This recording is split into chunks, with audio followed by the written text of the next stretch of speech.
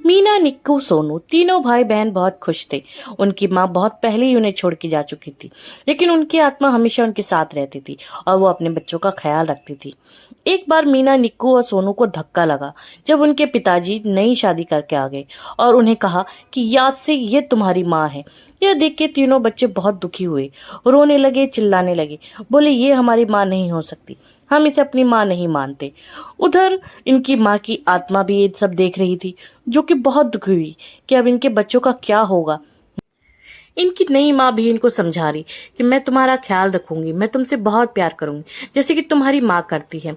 लेकिन ये सब उसकी एक चाल थी और वह बस ये सब देख के रोने लगी कि देखो मैं कितना दुखी हूँ कि तुम मुझे अपनी माँ नहीं मानते हो। इधर ये आत्मा देख के गुस्सा हो रही थी। उसे लग रहा था कि ये क्यों मेरे बच्चों को परेशान, उसे लग रहा था कब ये इन दोनों को मार दे, लेकिन वह अपने पति को नहीं मार सकती थी, न तो उसके तीनों बच्चे अनाथ हो जाएंगे। ये सोच के वो वहीं पे रुक गई और नई माँ भी धीरे धीरे उस घर में बस गई। तीनों बच्चे मंदिर की तरफ आए और वहां पे एक दूसरे को अपना दुख बताने लगे कि ये नई माँ तो आते ही नौटंकी करने लगी, ये हमें परेशान करेगी, अब हम क्या करेंगे। बड़ी बहन ने जैसे तैसे दोनों भाई बहनों को समझाया और कहा कि अब हम क्या कर सकते हैं, जब अब पिताजी नई माँ लेके आ गए हैं तो अब हमें इसी के साथ रहना है। और ये कह के तीनों घर आ गए। मीना तो काम करते करते बीमार हो चुकी थी। सोनू भी बेचारा दिन भर काम करता, उसे स्कूल का भी काम करना पड़ता और दिन भर रोता रहता। सारे घर की जिम्मेदारी निक्कू पे आ गई थी। वो दिन भर काम करती, थकती और दोनों भाई बहनों को भी संभालती। ऐसे करते करते काफी दिन बीत चुके थे। एक दिन उनकी नई माँ अपने पति के साथ बाहर जा रही थी तो उसने आते ही तीनों को ऑर्डर दिया, ए सुनो बच्चों, घर का सारा काम हो जाना चाहिए। निक्कू, घर का सारा खाना बन जाना चाहिए। जब तक मैं आऊं घर में एक भी कूड़ा करकट नहीं दिखना चाहिए।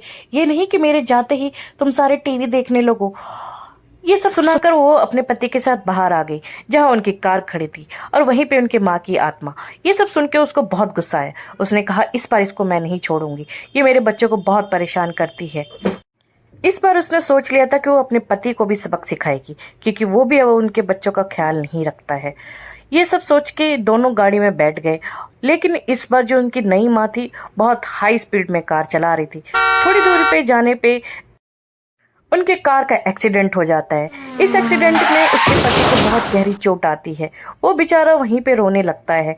ये आत्मा देख के बहुत खुश भी होती है, उसे दुख भी होता है कि इनको इनके किए की सजा मिल गई। जैसे ये इनके बच्चे को परेशान करते हैं, जैसे तैसे उनकी नई माँ अपने पति को घर लेके आती है। वो उनका पति बेहोश हो गया था। सारे बच्चे अपने पिता को इस हालत में देख के बहुत दुखी हुए। कोई चाय लेके आया, कोई दवाई लेके आया। उनकी नई माँ डॉक्टर को फोन करती है कि जल्दी से डॉक्टर जल्दी आए। यह सब देख के उनकी माँ की आत्मा बहुत दुखी होती है कि मेरे सारे बच्चे कितने परेशान हैं। धीरे धीरे उनका पति ठीक होने लगता है, उनके पिता ठीक होने लगते हैं। वो अपने बच्चों से अब प्यार करते हैं। अब जो उनकी नई माँ थी वो भी अपने किए पे पछता रही थी। वो भी अब धीरे धीरे सभी बच्चों से प्यार करने लगती है और अपने पति की सारी बातें मानती है।